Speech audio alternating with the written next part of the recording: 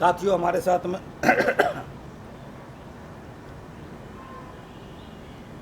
साथियों हमारे साथ में कॉमरेड पेमाराम जी हैं, राजस्थान से हैं। राजस्थान का जो अखिल भारतीय किसान सभा है उसके अध्यक्ष हैं, सीकेसी मेंबर हैं और राजस्थान का जो किसान आंदोलन है उसमें बहुत ही प्रमुख भूमिका रही है पेमाराम जी की। आपके यहाँ जो राजस्थान का जो किसान है उसका क्या क्या प्रमुख समस्या है और किसानों का आंदोलन जिस तरीके से राजस्थान में हुआ उसके बारे में जानकारी। दरअसल जिस तरह से पूरे भारतवर्ष में किसान की बहुत जो प्रमुख समस्याएं हैं, सरकारों की जो नीतियां हैं, किसान विरोधी नीति, खेती विरोधी नीति, उनका असर राजस्थान पे भी सीधा सीधा आ रहा है कि खेती पे लागत बढ़ती जा रही है, खेती घाटे का सौदा हो रही है और किसान कर्जे में बुरी तरह से दब रहा है। तो ऐसी सूरत में हमने राजस्थान में, चूँकि मैं सीकर ज़िले से हूँ, प्रमुख तौर पे सीकर में सिंचाई का साधन बिजली है। बिजली के ट्यूबवेलों से सिंचाई करके अपना परिवार का और काम चलाने का काम करते हैं और वही किसानों को हम संगठित करके अखिल भारतीय किसान सभा में भर्ती करते हैं। बिजली की जब भी रेट बढ़ाई पूरे देश भर में, तो राजस्थान प्रमुख प्रांत के रूप में रहा जिसने किसान को एक जगह बैठा करके संगठित करके किसान सभा के प्लेटफार्म से हमने संघर्ष को आगे बढ़ाया। हमारे राजस्थान में ये एक हिस्ट्री रही है। जब भैरू सिंह जी शेखावत थे 1997 में, उस दौरान भी पड़ाव डाल करके राजस्थान की राजधानी जयपुर में और बिजली सप्लाई कम कर दी थी, सप्लाई पूरी ली। उसके बाद 2005 में वसुंधरा जी की सरकार थी। ऐसी सूरत में उसने बिजली की रेट बढ़ाई और बिजली पे तरह तरह के हथकंडे अपनाए जिससे जो किसान विरोधी होने का, तो उसमें पूरे राजस्थान के किसान को संगठित करके जयपुर में हमने पड़ाव डाला 8 दिन तक लगातार। और उसके बाद आर पार के संघर्ष का जब ऐलान हुआ तो ऐसी सूरत में राजस्थान की वसुंधरा सरकार को प्रतिनिधिमंडल को बुला करके बिजली की रेट कम करनी पड़ी। पिछले टाइम में भी भारतीय जनता पार्टी की वसुंधरा जी की सरकार ने रेट बढ़ाई थी। जो ही हमने इस आंदोलन को खड़ा किया, सीकर में खड़ा करके सीकर की प्रमुख सभा की, उसके बाद झुंझुनू गए, उसके बाद चूरू गए, उसके बाद बीकानेर गए, हर जगह भारी संख्या में, जिनकी कोई संख्या गिनती नहीं है, भारी संख्या में अनलिमिटेड किसान का दुख भी था और किसान सभा ने वो प्रयास करके एकता भी बनाई। उसका रिजल्ट ये आया कि भारतीय जनता पार्टी की वसुंधरा जी की सरकार को बिजली की रेट विड्रा करनी पड़ी, रोल बैक करना पड़ा। पूरे भारत में पहला प्रांत राजस्थान ही है जो बिजली की बढ़ी हुई रेटों को रोल बैक करवाने का, 2 दफ़ा रोल बैक करवाने का काम किया।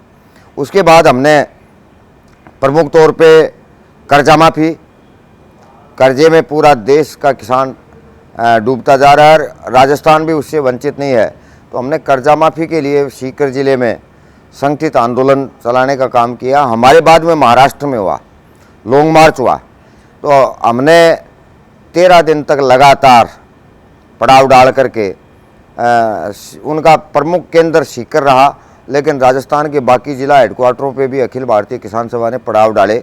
वहाँ संख्या कम बेशी थी लेकिन सीकर प्रमुख सेंटर के रूप में रहा। और 13 दिन के बाद राजस्थान की सरकार नहीं मानी तो 3 दिन तक पूरे राजस्थान के तमाम कच्चे पक्के रास्ते बंद करने का ऐलान किया किसान सभा ने। और ऐसी सूरत में पूरे राजस्थान में 3 दिन तक या तो हवा चली रही या घड़ी का सुई चला, बाकी कोई चीज़ चल नहीं पाई, व्हीकल नहीं चल पाए। किसान कच्चे रास्ते पे, पक्के रास्ते पे, नेशनल हाईवे को तमाम को जाम कर दिया। राजस्थान की वसुंधरा सरकार को प्रतिनिधिमंडल को बुला करके वार्ता करनी पड़ी और 8,000 करोड़ रुपया कोऑपरेटिव सोसाइटी का माफ़ करने के लिए उसने किया। टोल मुक्त करने का, जो निजी वाहन थे, छोटी गाड़ियां, उनका टोल मुक्त का। और राजस्थान में पेंशन स्कीम जो थी, हमारी डिमांड जो थी, वो पेंशन स्कीम, वृद्धावस्था पेंशन स्कीम भी चालू हुई। कई तरह की जो समस्याएं थी उनका समाधान उसमें किसान की एकता बना करके करने का काम किया। उसके बाद राजस्थान में अलग अलग ज़िलों में अलग अलग संघर्ष है, अलग अलग समस्याएं हैं। चूरू में फसल बीमा के सवाल को लेकर के बड़ा आंदोलन, शायद मैं समझता हूं कि हमारे राजस्थान प्रांत में तो पहला चूरू जिला था जिसने फसल बीमा के क्लेम के लिए संघर्ष किया और फसल बीमा का क्लेम, उसके बाद हमारा राजस्थान का हनुमानगढ़ भी आया। तो राजस्थान में अभी 2 जिले चूरू और हनुमानगढ़ में फसल बीमा का संगठित आंदोलन। इधर गंगानगर वगैरह में जहाँ नहरी पानी है, वहाँ नहरी पानी को लेकर के जिसमें रावला गढ़साना जैसे बड़े संघर्ष हुए, उसी तरह से वो लड़ाइयाँ लड़ करके वहाँ भी हमने सरकारों को परास्त करके किसान को बचाने का काम किया। आदिवासी इलाके में भी हमने आदिवासियों की समस्याओं को लेकर के बराबर जो मीटिंगें की, उनका परिणाम है कि जो बेदखली कर रहे थे वो पट्टे तो नहीं दे पा रहे हैं, लेकिन जंगलों से बेदखली करने का काम कर रहे थे प्रशासन, वो भी वहाँ रुकने का काम किया।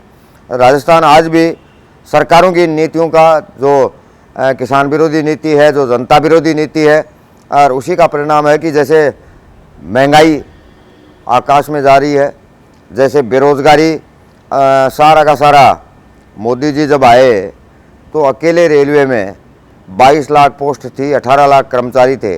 आज मोदी जी के रहते रहते वहाँ 7.25 लाख कर्मचारी रेलवे में काम कर पा रहे हैं, भर्तियाँ नहीं हो पा रही। सेना, हमारे इलाकों से सेना में भर्ती के लिए पूरे देश में सबसे ज़्यादा शेखावाटी बेल्ट से सेना भर्ती में नौजवान जाते थे।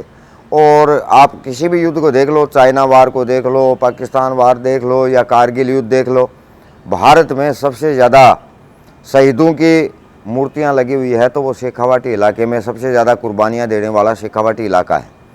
तो वहाँ के नौजवान को जो बेरोज़गार किया, इन तमाम सवालों को लेकर के संघर्ष को एकता बढ़ा करके संघर्ष को आगे बढ़ा रहे हैं। उसी का परिणाम है कि सरकारें 2 कदम आगे बढ़ती है, 1 कदम पीछे हटती है। इस तरह से ये इस तरह का कार्यक्रम है और उसमें किसान की एकता बना करके निश्चित तौर पे अभी 3 कृषि कानूनों को लेकर के नरेंद्र मोदी की सरकार ने जो 3 कृषि कानून लगाए, सिंगू बॉर्डर है, टिकरी बॉर्डर है, वहाँ तो पंजाब, हरियाणा, उत्तर प्रदेश, गाजीपुर में उत्तर प्रदेश वगैरह के किसान थे, लेकिन शाहजहाँपुर बॉर्डर सबसे लंबी सड़क, जहाँ दिल्ली से लेके गुजरात जो सड़क जाती है नरेंद्र मोदी के दोस्तों की, उस सड़क पे शाहजहाँपुर बॉर्डर पे अखिल भारतीय किसान सभा ही प्रमुख तौर पे अगुवाई करने वाला हमारा ही संगठन था, जिसने राजस्थान के किसानों को संगठित तौर पे उस बॉर्डर को हमने मोर्चा लगाया और लगातार 1 साल तक वो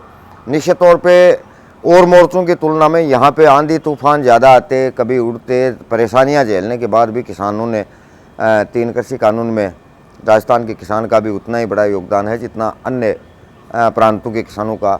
हाँ, ये सही है, पंजाब है, हरियाणा है, वो अगुवाई कर रहे थे, लेकिन उसके बावजूद भी राजस्थान के किसान ने भी ये सारे कार्यक्रम करने का काम किया। अभी पुनः उन सवालों को लेकर के जो जैसे न्यूनतम समर्थन मूल्य की गारंटी का सवाल है, जैसे कर्जा माफ़ी का सवाल है।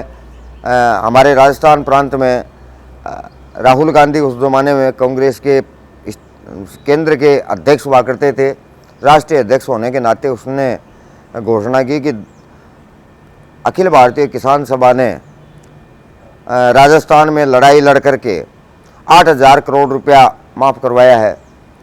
यदि कांग्रेस की सरकार बनेगी तो 10 दिन में हर किसान का संपूर्ण कर्जा माफ़ करेंगे। इन सवालों को लेकर के किसान में है और हम अगुवाई करके उस आंदोलन को आगे बढ़ाने का काम कर रहे हैं। निश्चित तौर पे जिस तरह से पीछे चाहे पानी के सवाल पे रावला गढ़साना लड़ने के बाद हमने जीत हासिल की, चाहे फसल बीमा पे राजस्थान में अभी तो 2 जिले हैं, लेकिन अब वो संख्या बढ़ती जा रही है। अब बाकी ज़िलों में भी ये फसल बीमा को लेकर के हम लड़ाई लड़ने वाला राजस्थान, मैं समझता हूँ कि भारत में चाहे बिजली के सवाल पे बढ़ी हुई रेट रोल बैक करवाने का जो काम किया, इसलिए राजस्थान में किसानों के संघर्ष का बड़ा इतिहास रहा है और निश्चित तौर पे राजस्थान का किसान संगठित तौर पे संघर्ष करता है, सरकार को झुकाता है और पूरे राजस्थान के किसान और आम जनता को बचाने का काम करता है। इस तरह से अखिल भारतीय किसान सभा के संगठन को मजबूती के साथ, तेज़ी के साथ आगे बढ़ाने का काम कर रहे हैं।